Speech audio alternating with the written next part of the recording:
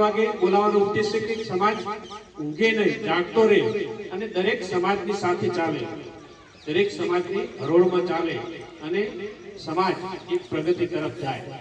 એના માટે રાત્રે 3 વાગે બોલાયા છે અને સવારમાં મહિલાઓનું પણ સંમેલન છે.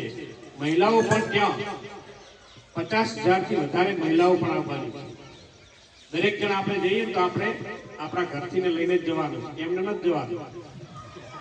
એટલે અહીંયા લાખોની સંખ્યામાં આપણે ભેળું થવાનું અને એવું કાર્ય કરવાનું છે કે તમામને આપણે જેમ રામભાઈએ આતેડો બારથી નીકળી જાય ને ચેન્જ ફોર એ રીતે વાત કરી, પણ ચેન્જ ફોર ક્યારે થઈએ?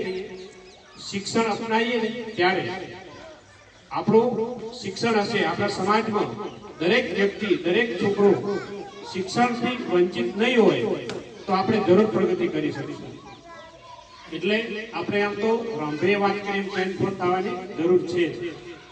એટલે શિક્ષણ એવું મેળવીએ કે ગાંધીનગરની અંદર જઈએ તો દરેક સમાજના સંકુલ છે, આપણી સમાજનું સંકુલ નથી. તો આપણી સમાજના સંકુલના ખાતમુહૂર્ત માટે આમ તો અલ્પેશભાઈએ આમંત્રણ આપ્યું છે કે આપણે 15 વર્ષથી ઠાકોર સેનાનું સંગઠન ચલાવી રહ્યા છીએ,